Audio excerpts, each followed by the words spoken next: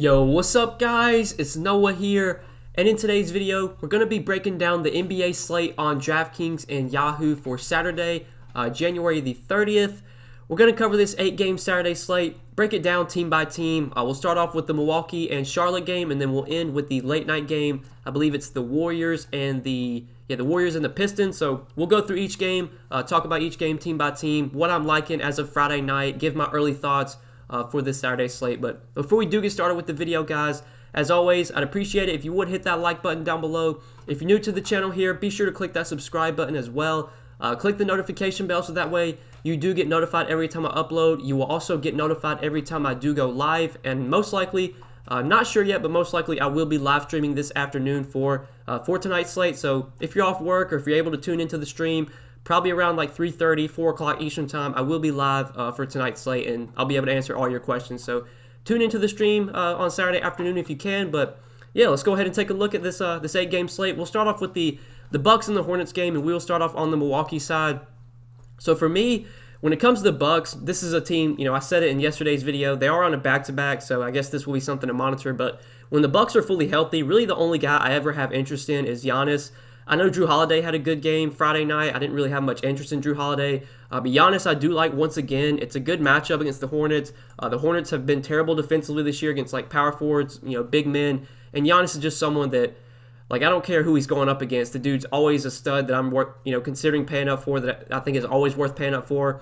This is a game where I think maybe we could see Giannis rest. I don't think it's going to happen, but would I be surprised if he rests here, given he played 39 minutes on Friday night? I wouldn't be surprised, so just keep an eye out for that. Make sure you're checking the injury updates throughout the day. Assuming Giannis does play, I think he is a really good pay-up option here. He had a really good game Friday night, 67 DK points in 39 minutes against the Pelicans. Good matchup once again. I'd expect another big game from Giannis, assuming he does play on the back-to-back here. So I have interest in him, but outside of Giannis, not much else really stands out from Milwaukee, assuming Giannis plays. Brook Lopez, it's a good matchup against Charlotte, but I don't really have much interest in Brook Lopez ever. He just doesn't have a ton of upside. Even on the good nights, you really only get like 30 DK points from Lopez, which is, solid, but not a tournament-winning score. So, yeah, on Milwaukee, only guy I really have interest in right now is Giannis at the top. On the Charlotte side, Charlotte's a team I don't have a ton of interest in either. They are also on a back-to-back, so this will be something to monitor. Gordon Hayward, pretty reasonable price tag. I think at $7,300, he's viable, but I don't think he stands out as like a top option on this slate. LaMelo Ball, his price has come way down to $5,600. He's been playing terribly lately, but the price is down. He did have a good game Friday night against the Pacers, so maybe that'll help to get LaMelo going. He did play 30 minutes, had 35 DK points. The price is down to $5,600, so LaMelo Ball is definitely appealing. I don't know if he gets 30 minutes again, but I think if he's playing well, the minutes will be there. So you could target him as a lower-owned option for $5,600. Cody Zeller, I think, is a good value again. I liked him a lot Friday night. He had a solid game, and he was really limited by foul trouble. He got into some early foul trouble. He only wound up playing 26 minutes. He definitely could have played way more if he wasn't in foul trouble. But he had 24 DK points in those 26 minutes. I assume Zeller starts again and probably plays about 30 minutes if he's not in foul trouble. So if you want to target him at $4,500, I think he's definitely in play as a value option. Does he stand out as like a core value? Not really, now that his prices come up. And I have a feeling there's going to be some injuries that come out throughout the day Saturday that opens up value. But yeah, Zeller's fine at $4,500. Him and LaMelo are the two guys I like most from Charlotte. But this game is overall right now isn't that appealing.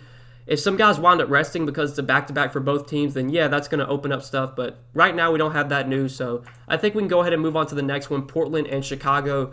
Now, this is a very appealing game. Both Portland and Chicago are playing really fast this year. I expect this to be a very high-scoring game. I think right now this game does have the highest total. It does have the highest total on the slate right now at 232. Pretty close 1.5-point spread as well. So Vegas, they're expecting a close game. They're expecting a high-scoring game. Starting off on the Portland side, I think once again Damian Lillard looks like a great pay-up option. $10,600 on DK. I like him a ton. On Yahoo, I like him over there as well at $48. Lillard, he hasn't been great over their last few games with CJ McCollum out, but he's playing a ton of minutes. He's dominating the usage. He's had some tougher matchups. Houston wasn't that good of a, or that wasn't that bad of a matchup. That was actually a pretty good spot. But against OKC, he had to deal with Lou Dort the entire game. Following him around. Now against the Bulls, a team that's been terrible defensively this year, a team that's playing at an incredibly fast pace. You could not ask for a better spot for Damian Lillard. I like him a ton. I think at 10,600, he's one of my favorite studs right now on the slate. We know the usage is going to be there with CJ McCollum out. The ball's going to be in Damian Lillard's hands. He's going to take 20, 25 shots. And in a fast-paced game, he has a ton of upside. So I do really like Damian Lillard. And I think Enes Kanter looks like a really good option as well. Last 2 games, they've been giving Kanter really good minutes, 32 and 33 minutes, 51 and 38 DK points. If Kanter's going to play 30 to 32 minutes again, I think at 7,100, he is definitely a guy I want to try and pay up for on this slate as well. I think he looks like one of the better center options. This is a great matchup against the Bulls. The Bulls have always been a team that's been pretty bad defensively against big men, so I like Kanter quite a bit on both sites. He's pretty affordable on Yahoo as well. I like him a lot over there. $24 I just think is way too cheap for Enes Kanter. If he's going to be playing 32, 33 minutes a night, I mean, this is a like 8K player when he's playing 30-plus minutes because he's so productive. He scores, he rebounds, he's a guy that's going to do everything when he's out there. He's going to be under the glass, grabbing boards. He can block shots as well. Just a great, offensive center. So I like him a lot at 7,100. Him and Dame are by far my 2 favorite guys to target from Portland, but there's still some other appealing options as well. So we do already know that Derrick Jones Jr. is out. Robert Covington is questionable. If Robert Covington winds up out again, I'm totally fine going right back to Carmelo Anthony. He didn't have a great game last game against Houston, but he played a ton of minutes. And as long as Covington's out, Melo is going to start and probably play 36 to 38 minutes in a great matchup, a fast-paced game. He is definitely in play for me at 5,500. Gary Trent Jr. I like a lot as well. I think with Derrick Jones Jr. out, Gary Trent Jr., he should remain in the starting lineup. He did start last game. I don't know who starts for Derrick Jones Jr. It will probably be Rodney Hood. I guess we'll have to wait and see. But I am assuming that Gary Trent continues to start, and he's been playing big minutes lately, 41 and 38 minutes in the starting lineup. He's been pretty productive as well, 28, 32 DK points. He's been shooting a ton. His price has come up to 5,200 on DraftKings, so he's not like a core option there given that price. But on Yahoo, if you play on Yahoo, Gary Trent Jr. is still minimum salary at $10 at the shooting guard position. I think he looks like a great value on Yahoo. There's just really a lot to like from this Portland side. Melo, Dame, Enes Kanter, Trent. I think all these guys are viable. Covington, if he plays, I don't have a ton of interest in, but if he's out, obviously Melo's a good play. Rodney Hood, though, he should move back into the starting lineup. I assume that he will start in place of Derrick Jones Jr. At 3,800, he's fine if he starts, but I don't think he's like a top value. Obviously, he's not going to get a ton of usage playing alongside Dame. Really, I think Dame, Kanter, Gary Trent Jr., especially on Yahoo, and Melo if Covington is out. Those are like the 4 guys that I do really like from Portland today. But I think that does it for Portland. Now on the Chicago side, really no injuries here to talk about besides the fact that Wendell Carter Jr. remains out. Zach LaVine, Kobe White, I think are both very solid options in this matchup. It's a great game environment. It's a fast-paced game. I already know I'm going to be playing a good amount of guys from Portland, so it does make sense to get some exposure to the Bulls, maybe do like a little game stack here. So I like Zach LaVine at 8,800. I like Kobe White at 6,900. I feel better about LaVine just because he's been playing way better lately. His price has also come down a little bit. We know in close games, which this game should be close, we're getting 36, 38 minutes from Zach LaVine. He's been productive this year. He's a high-usage player. His upside is through the roof in this matchup. I like him a lot. I think White is definitely in play as well. He's been struggling lately. He's been up and down, but it's a good matchup. It's a fast-paced game. Kobe White definitely has upside here against Portland. Markkanen, these guys are viable as well, but I think Kobe White and Zach LaVine are the 2 guys that really stand out from Chicago, and not much else stands out as like core options outside of those 2, and maybe Markkanen you could throw in there. But we'll go ahead and move on to the next one, the Kings and the Heat. So the Kings, another team that's on a back-to-back today. That'll be something to monitor. I don't think anybody's going to rest here, but at least worth talking about. So De'Aaron Fox, his price has come down to 8,200. It's not a great matchup against Miami, but now that his price has come down to 8,200, I think he is definitely viable on the slate. I'm still looking for like close to 50 DK points from Fox at this salary, but he has that upside in him basically every night. Does he stand out as a core option on this slate? Not really. I probably would rather get up to Zach LaVine in a way better matchup and a better game environment, but Fox definitely feels a little bit too cheap. I think at 8,200, he's the guy I like most from Sacramento. Outside of Fox, though, I don't have a ton of interest in this team. Like Buddy Hield, you could maybe go to at 6,300. He's had some good games recently. He's playing a ton of minutes. But in a matchup against the Heat, he doesn't really stand out as a top play. Not much I like from Sacramento outside of De'Aaron Fox, who I think is a little bit too cheap on DK. But on the Miami side, Miami does have injuries we're going to have to talk about. So Goran Dragic has already been ruled out, while Tyler Hero and Jimmy Butler are both questionable. These are obviously pretty big injuries to watch. if we get a scenario where all these guys play, Butler plays, Hero plays, the only guy I really like from Miami would probably be Jimmy Butler at 7,300 just because it's a really good matchup against Sacramento. He hasn't played in like 2 weeks, though. It's been almost 3 weeks, actually, since Jimmy Butler's played. So there's a good chance that even if he plays today, he's probably limited. Miami's just a tough team to break down right now, given we don't know the updates on these guys. If we do get a scenario, though, where Butler and Hero are both out, then Kendrick Nunn, I know he's been bad lately, but Kendrick Nunn I would like a lot. Bam would be viable.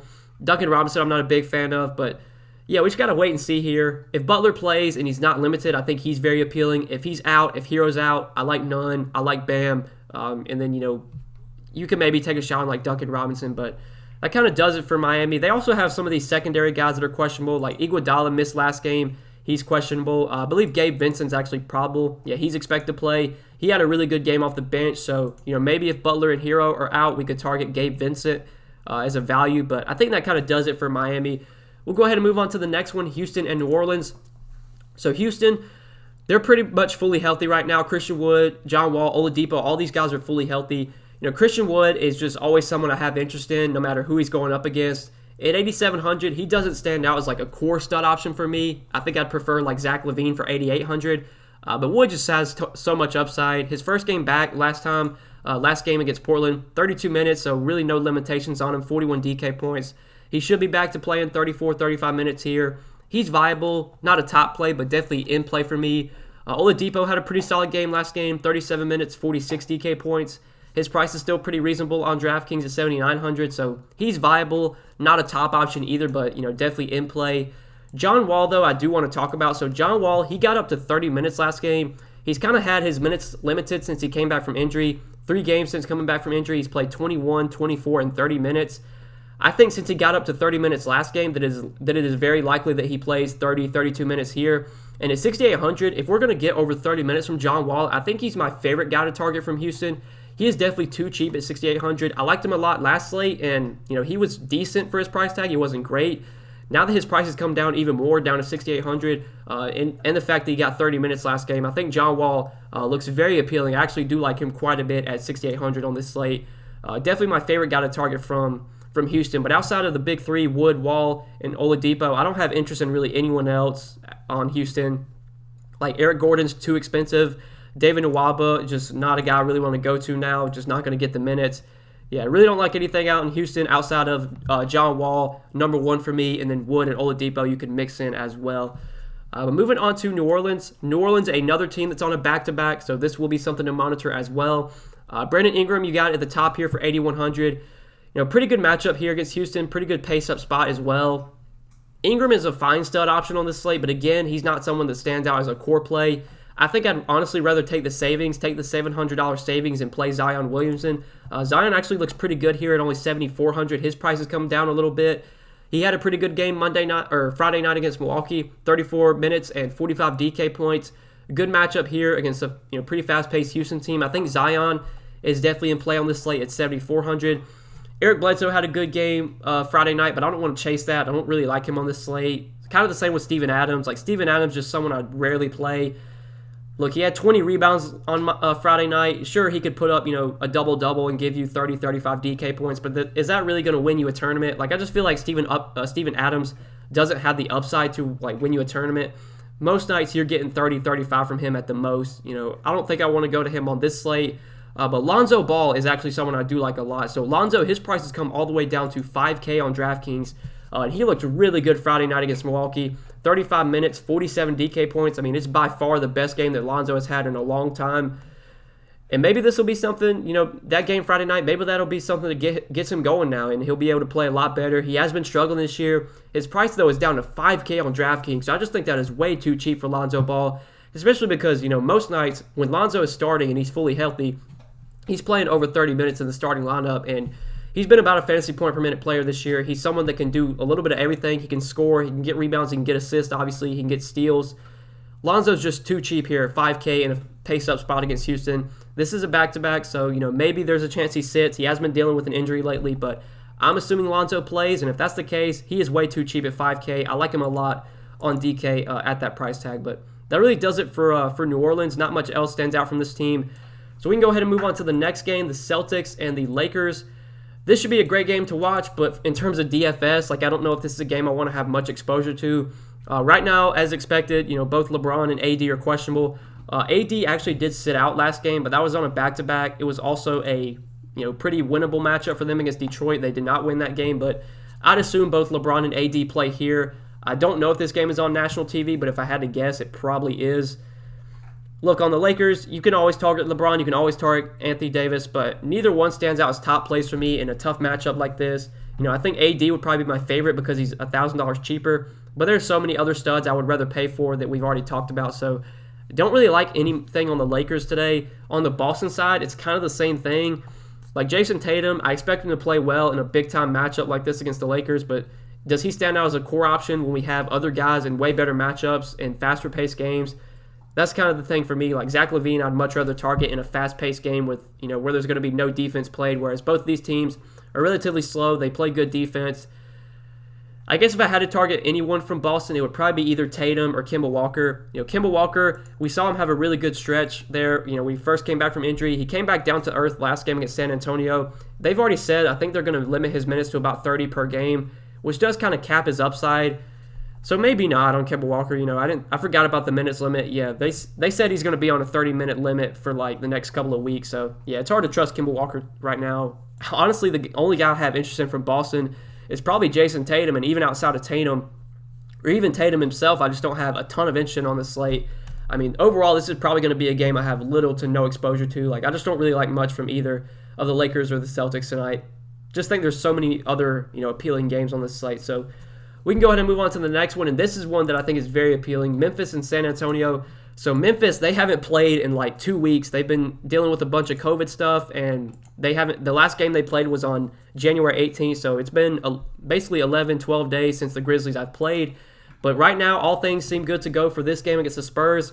And for me, Ja Morant, I don't know what's the deal here, but he's only 7,100 on Draftkings.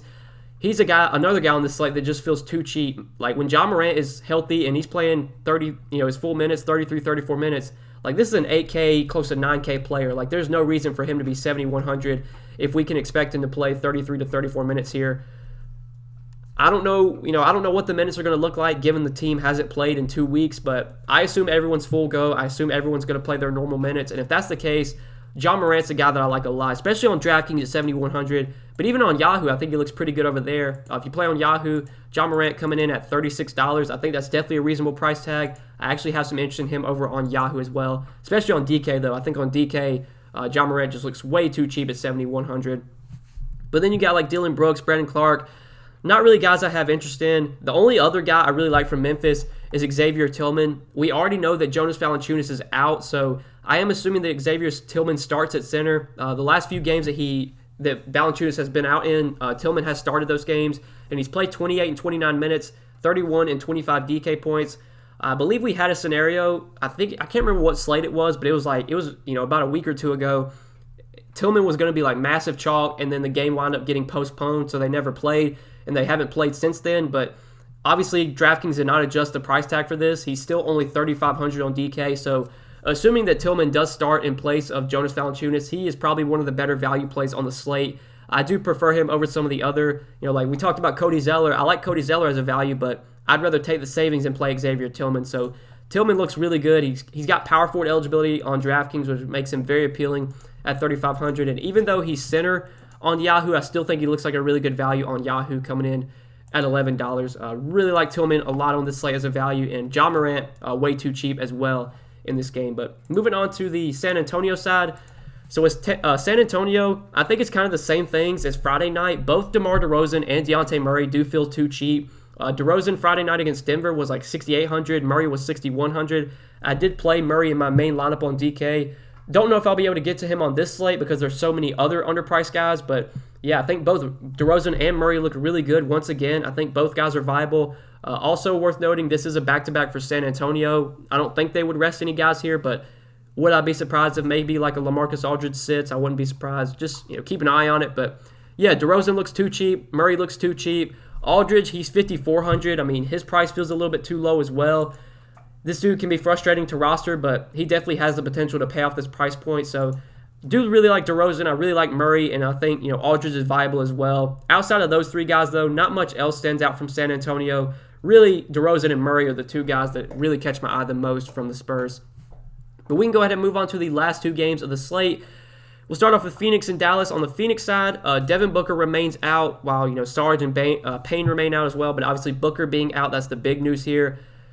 DeAndre Ayton, I think, is definitely in play on the slate. Right now, I think I prefer the savings and going with Enes Kanter for cheaper. But Ayton, going to get big minutes. As long as he's not in foul trouble, he should play probably 35, 36 minutes. He did have to deal with some foul trouble last game, plus it was a blowout. He only played 23 minutes against the Warriors, but he was really productive in that time, 35 DK points. Does get a little bit of a usage bump with Devin Booker off the floor. So I think Ayton is for sure in play on the slate. Like I said, I'd probably rather go to Kanter for cheaper. But Ayton is viable. Chris Paul as well. Just, he sees a big spike in his numbers with Devin Booker off the floor. The blowout really hurt him last game. He just wasn't great overall. I would expect Chris Paul to bounce back here. This game should be close. We should get, 35, 36 minutes from Chris Paul. Very likely to give you, a points, assist, double-double. His assist numbers have been through the roof with Booker off the floor. I'd expect that to continue here. Do really like Chris Paul. Really like Ayton. Outside of those two guys, though, not much else stands out from Phoenix. I know Jay Crowder's been playing really well lately, but now that his price is all the way up to $5,900, I just don't know if I want to pay that price tag for Jay Crowder, especially when there's so many other underpriced guys on this slate. Same with Cam Johnson. He's been starting and playing big minutes, but I don't know if I want to play him at $5,300. I think on the Phoenix side, it's really Ayton and Paul I have the most interest in, and not too much else outside of those two guys. Now on the Dallas side, Dallas another team that's on a back-to-back, so this will be something to monitor. Kristaps Porzingis, I believe he did sit the last time they were on a back-to-back, so there is a chance that Porzingis could wind up sitting this game. For now, I'm just going to assume he plays, but if he does wind up out, obviously that gives a bump to Luka, to Tim Hardaway Jr., and that would also make Willie Cauley-Stein a really good value play, assuming he were to start. So just keep an eye on that. For now, I'm assuming Porzingis plays, and if that's the case, when this Dallas team is fully healthy, Luka and Porzingis are the only two guys I really ever have interest in. I just don't play Tim Hardaway Jr. or Brunson or Johnson when the team's fully healthy just because they don't get enough usage. They just don't have the upside. But Luka's viable. Porzingis is viable. Neither one, though, stands out as top plays. It's a bad matchup. Phoenix plays really, really slow. They're pretty good defensively. I'd rather target Damian Lillard in a much better game environment and a faster-paced game. So really, I don't like much from this game outside of this, the kind of the stud guys like Ayton, Paul, Porzingis, and Luka. Those are really the only guys I have interest in from this game. So moving on to the late night hammer, the Pistons and the Warriors. On the Pistons side, it's a really good matchup for these guys, but I just rarely target anyone on the Pistons when they're fully healthy. I just hate playing this team. I just really don't like playing anyone on the Pistons. Jeremy Grant, he's going to continue to dominate the usage. He has a ton of upside. It's a good matchup, but I just don't think I want to play Jeremy Grant on a bigger slate like this. With it being 8 games, I think there's other guys I'd rather target. I just don't really like anyone on Detroit. Mason Plumlee's in play. He got 27 minutes last game. He was pretty productive with 36 DK points. Foul trouble's kind of been an issue for Mason Plumlee this year, but if he's not in foul trouble and it's a close game, I think you're likely to get around 30 minutes from him.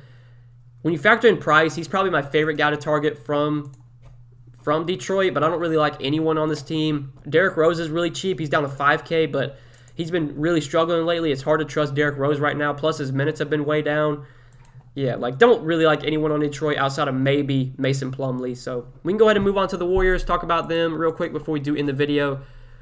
So on the Warriors side, look, Steph Curry, he's always viable, always a guy you can consider paying up for. It's a pretty good matchup. Detroit's a bad defensive team. They don't play that fast, but they're bad defensively. Curry's in play, but we've talked about so many other guys that I think I'd rather target, especially from that Portland-Chicago game. I like the studs in that game. I like some of the Memphis guys, the San Antonio guys. Just don't think I can go to Curry on this slate, especially if I'm only playing one lineup, which I'll likely be on this slate. I don't think I'm going to get to Curry. Same with Wiggins and Oubre. Nobody from the Warriors really stands out as top options. I just don't have a ton of interest in this game either. Honestly, looking at this slate the night before, there's a couple of games that just really stand out to me, and then there's a couple of games that I just have no interest in. And, these 2 late-night games I don't have a ton of interest in. The Portland-Chicago game really stands out. The Memphis-San Antonio game really stands out. I like the Houston-New Orleans game. And then I don't really like any of these other ones. Not much stands out from, the Warriors or the Pistons here. So I think that kind of does it for all 8 games, guys. I know I broke it down a little quickly, but I just kind of wanted to give you guys my quick thoughts, what I'm liking as of Friday night, my early thoughts on this slate. Like I said at the beginning of the video, I will most likely be live streaming on Saturday afternoon. So if you are able to tune into the live stream, we'll be able to break everything down once again. If any news comes out during the afternoon, we'll be able to touch on that as well. I'll be able to answer all your questions for tonight's slate. So be sure to tune into the live stream. Hit that like button if you enjoyed the video, guys. Hit the subscribe button as well. Click the notification bell so that way you do get notified every time I upload, and you also get notified every time I do go live. And be sure to check out my Patreon content as well. I do have some content on Patreon, exclusive content down below in the description. If you want to check that out, if you want to see all that I do have to offer on Patreon, you can check that out, link down below. But best of luck on this slate, guys. Thanks for watching the video. I hope you enjoyed, and we will see you in the next one. Good luck, guys. Peace.